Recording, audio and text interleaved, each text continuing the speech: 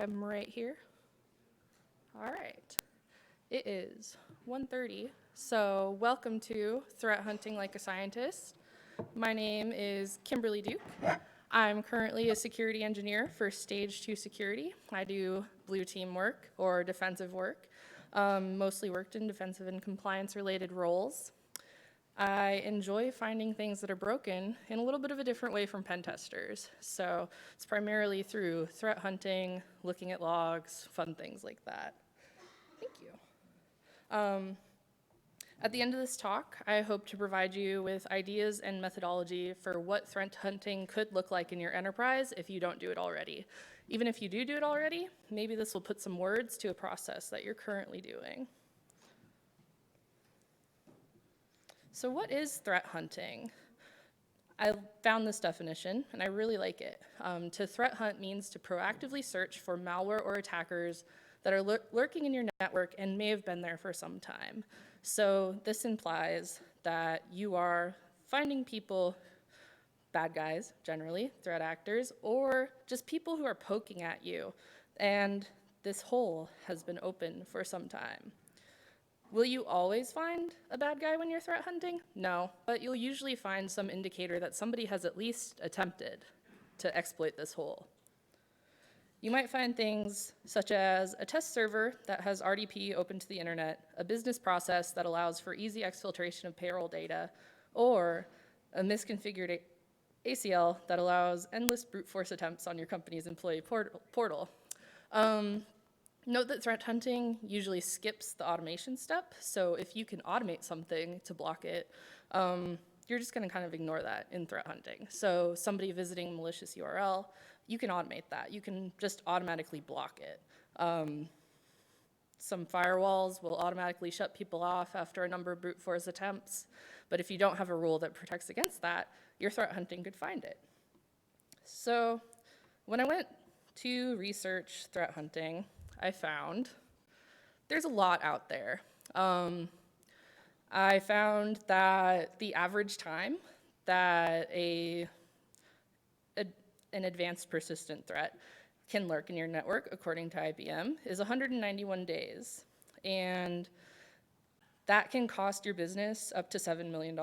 Note that this is IBM, so these are like your major enterprises that are, definitely affected by advanced persistent threats.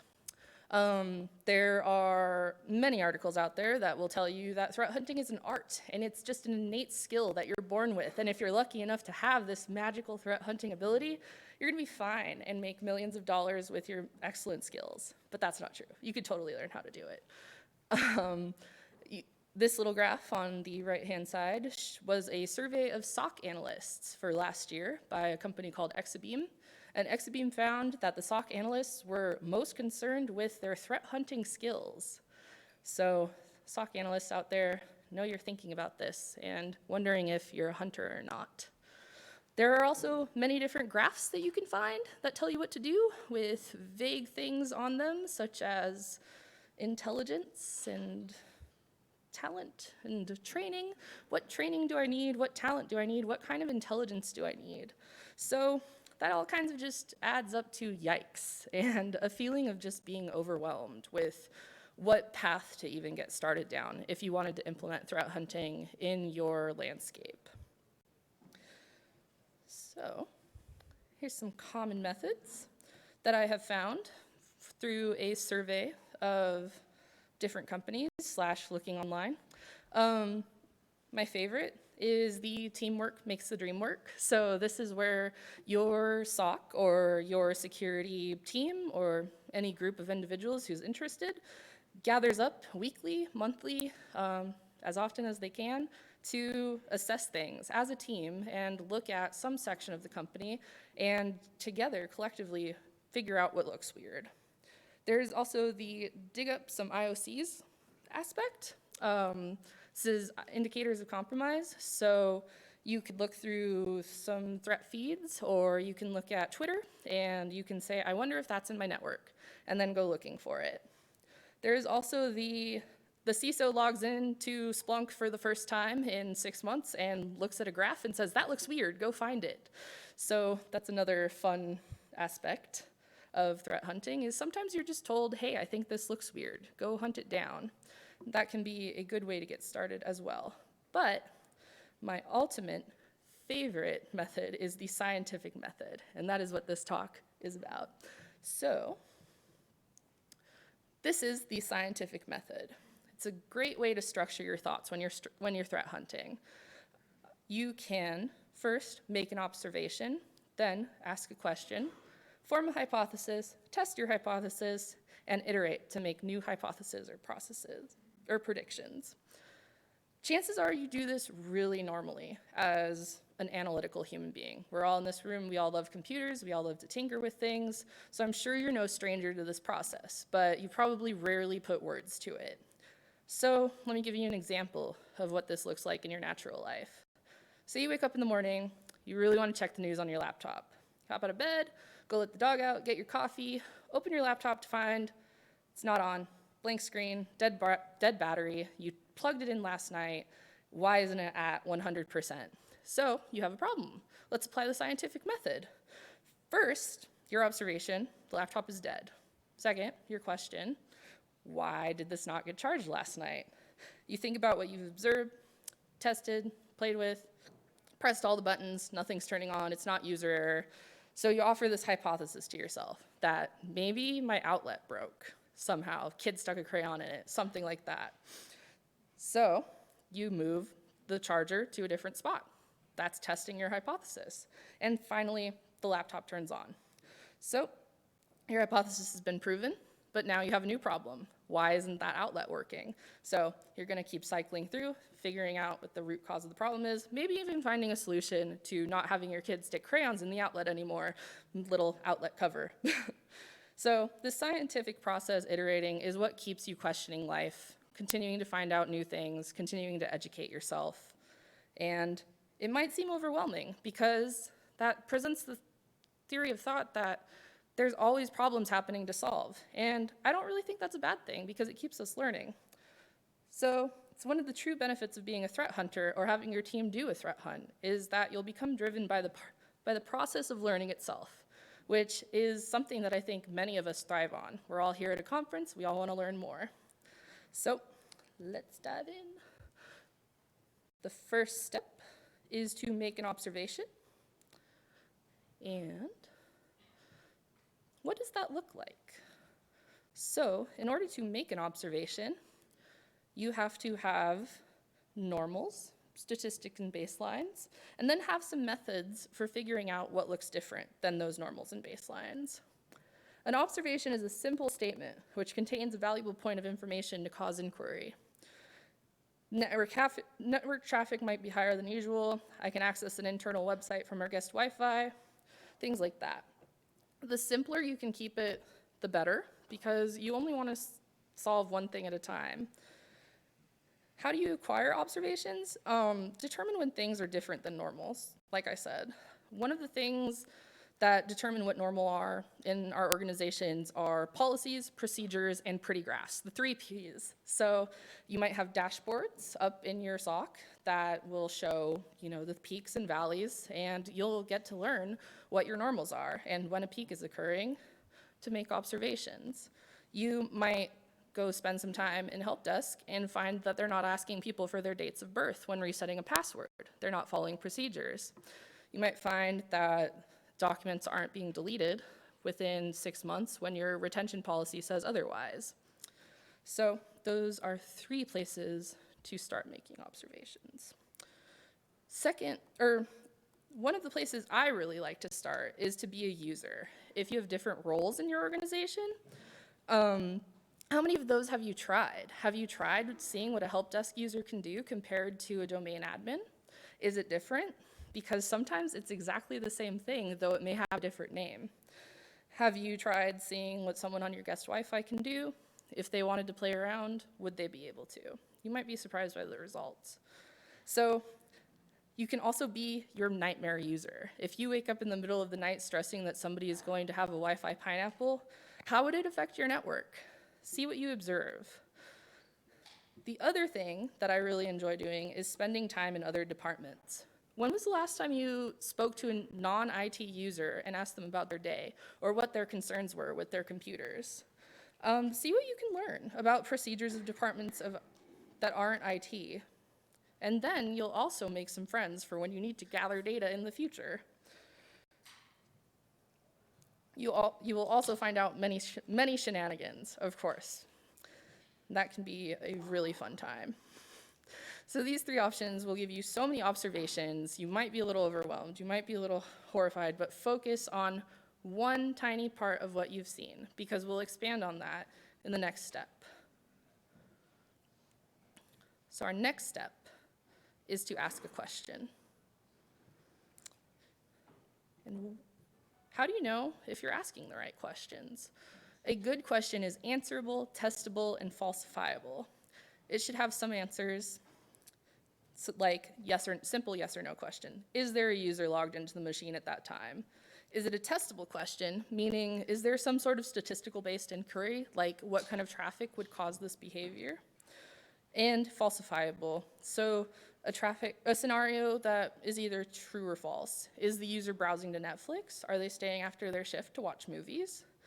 Drive your questions in a direction that your instincts tell you, because we're all reading the news, we're all up to date on what the latest threats are, I would hope. So if you know from your observations that users enjoy Googling for watch free movies online and clicking the sketchiest results, you might use that information to ask, were they using a legitimate website to stream data? If you find a server that's unnamed, what is this thing doing? Wouldn't necessarily be your question, but because it's not answerable, testable, or falsifiable, it's just kind of a really vague question. From your observations about the server, you could totally narrow it down to, does the development team own this server? And that may give you some sense of purpose for what it's doing, or at least someone to question for the data that you need. Goals of your questions, multiple questions. You want to make sure to have a lot of them. Should be to fix a problem that you think is there, collect good data, or be the change that you want to see in your security organization. So your goal is not necessarily that the Koreans are in your servers or any sort of APT like that you were reading about this morning. It's that there's a problem and you want to fix it. So now that we got the right questions, we can form the crux of our threat hunt, the best hypothesis. And when you were in elementary school, middle school, you might have done those science fair projects with the if-then hypothesis, the if I do this, then this will happen. So an example, if I were to change the temperature, then the water will take longer to boil. If I feed the cat more, then it'll get fat, things like that. That's the basic format for a hypothesis, super simple. We're not gonna go any more complicated than if-then scenarios. So, sorry, I'm switching between 2 presentations, so there's a little lag time. How do I form the best hypothesis? A hypothesis is a possible explanation that we can test to see if it is correct, or if we need to make a new hypothesis. So if you follow the if-then format, the if part contains the testable portion, and the then portion is the prediction of the relationship. So a precise hypothesis will contain both aspects of that, not just the prediction portion. What does that look like? Based upon the example of raised network traffic. So more network traffic at a weird time. It's a strange protocol that you're not necessarily familiar with. Is there a user logged in? What kind of traffic is it? You can form the hypothesis if the spiked network traffic after hours contains FTP traffic, then the source computer is performing an unauthorized file transfer. So the thing that you think is happening is in the then part, and your observation is your testable part. This is where it gets kind of interesting because you can go so many different places with it. You could go, what if there's no active logins on the machine? What if the user logged in is an administrator? And what if the IP address the traffic is going to goes to a DigitalOcean instance that we don't own? If your hypothesis makes you really excited to go down a path, you've definitely found a good one. If it scares you, don't be scared. You're gonna find it, figure it out, it's gonna be okay. Note that you wanna be able to test your hypothesis.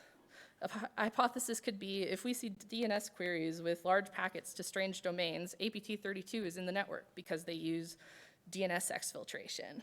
But when you don't even log DNS requests or where they're coming from or anything like that, how would you test that hypothesis? So if you don't have that data, you just adjust to something more testable. If we see characteristic command line behavior, then APT32 is in the network works much better in this imaginary organization because we have command line logging. So quicker, more effective, you don't go down any paths that you don't need to go down. Because the idea that you need to start implementing something in order to solve your threat hunt might not necessarily be what your organization needs at this time. You might need to find the quickest path to the threat. Of course, your hypothesis cannot follow the if-then format, but they still need to be testable. You could totally do simple predictions like the raised server CPU cycles as a coin hive miner and find the code that executes that sitting on the server, but it's just up to personal preference. I think the if-then format is probably the one that sounds more professional, so that's why I like it. If you are really stumped about a hypothesis, this is a really good framework I'm sure we've all heard of, the MITRE ATT&CK framework. Along the top, along the top has the different phases of an attack, and along the columns are the different methods that are in each category. So it gives you a lot of methodologies to hypothesize about, and it fits into the if-then format. So if a malicious actor has gained initial access, then a user has input information into a spear phishing link. So you can see that initial access is the leftmost header, and then spear phishing is down in the column underneath it. So it gives you a ton of combos and iterations to use when you're trying to hunt down what something could possibly be doing. So if you think something might be exfiltrating, how is it exfiltrating it, given the observations that you've made? If you're not familiar with MITRE ATT&CK, it is at attack.mitre.org, and I strongly recommend checking it out to get familiar with all of those different methods of scariness. So finally, after we've formed a hypothesis that we would enjoy sharing with somebody else and saying, hey, I think this thing might be happening, you can test your hypothesis. Whoops.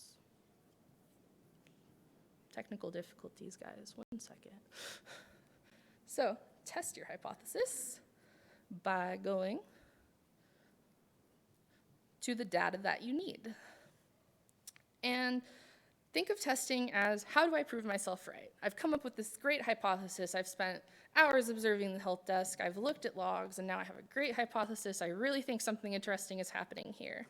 So your hypothesis will dictate what data you need, but it's up to you to find out how to get it. Given the hypothesis, if a threat actor has gained initial access, then a user has input information to a spear phishing link I found. What data will you need to prove that correct? What will help you in the quickest way possible that you know about existing in your organization? Can you determine if a post request has been made to a website? That would probably be the quickest way to find out. But can you follow web traffic to determine if any user has been to it? Second quickest way. The testing process will make you incredibly familiar with the data available within a moment's notice to your security group, and hopefully it will help you find out who does have access to that data as well. For example, if a supply chain attack occurred, would it necessarily be the security department responding to that, or would you go to the team that would manage the supply chain and they could identify the information that you need? Threat hunting is an excellent test of your ability to be a walking phone book, Wikipedia article, helpful know-it-all, fill in the blank. You are the one who holds the key to finding the data the fastest, if you are a threat hunter. Finally, what if you just tested the situation in real life? What if you thought a user had a certain piece of malware on their computer that you weren't familiar with, and you weren't sure how it acted, you weren't sure what sort of artifacts it left behind, and you had a copy of the malware because you sandbox everything that your users run, and then you could see what it was doing. For example, I was once presented with a strange URL Just, hey, check out this URL, see what it's doing. Observing what it was doing, what kind of network it was on, the kind of patterns during the times of day, and how long it occurred for. I came up with the theory that it was a VPN app that you install on iOS. And I was able to actually hop on the guest Wi-Fi and test the app, and in the logs, we saw the exact same traffic pattern. So I did a little bit of science, and it totally paid off because now we know what all of those strange logs are. Don't be afraid to sandbox your ideas, because the worst thing that could happen is that you would be wrong. If you think the registry has been edited maliciously, see if you can reproduce it on the proper equipment, of course. Don't do this on your main machine. Do it on some VMs. Think about it like a scientist and experiment with your hypothesis to gain a greater understanding of how threats on your network can interact with your network.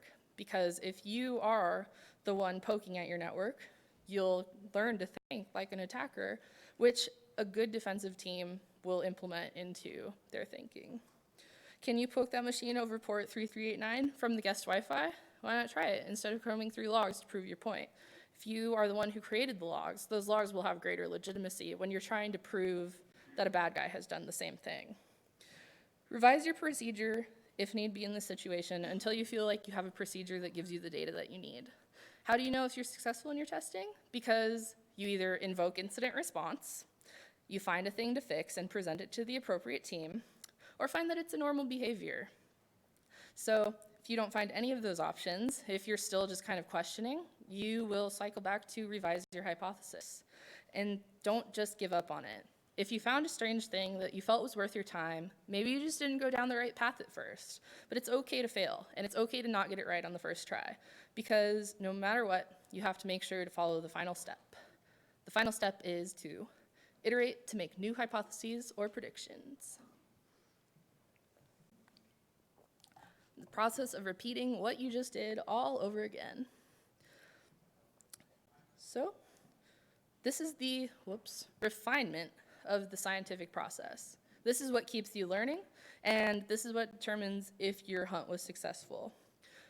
What questions did you ask while you were testing your hypothesis? Did you find open holes in your network? What did you learn? How curious are you? Did it give you some sort of value?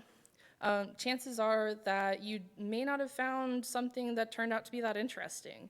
You might have just found that your users Googled for a recipe and went to a sketchy website, and that was the end of it.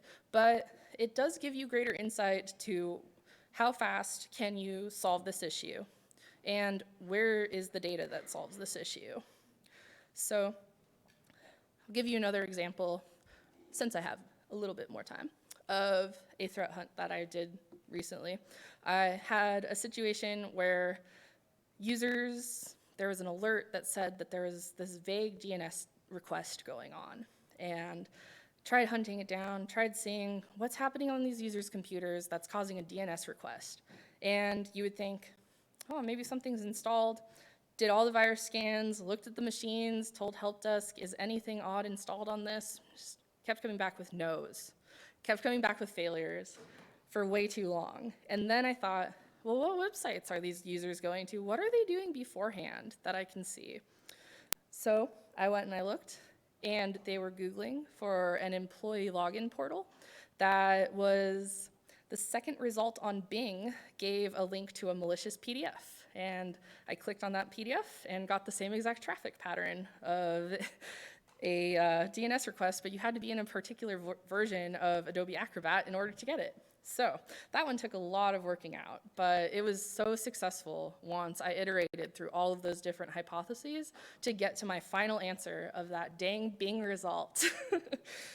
Never use Bing, users, never use Bing. So if you're new to the idea of threat hunting, and you're feeling kind of like, I can't do this in my enterprise yet because I just don't know it well enough. I don't know how everything works together well enough. Or if you just want to do it for funsies, practice it in your home network. What is that strange process in the background all the time doing? If you set up a honeypot, what is the IP that visits every Sunday? Get curious and become a person who isn't afraid to follow their curiosity to find out answers. So, to recap, make observations in any way that you can. Ask questions about those observations. Develop testable hypotheses based upon those questions, and use the answers to iterate down the paths that make your organization more secure. So thank you for your time, and now go find threats. And if there are any questions, I'll hang out the remainder of the time, and that's it. Thanks for your time.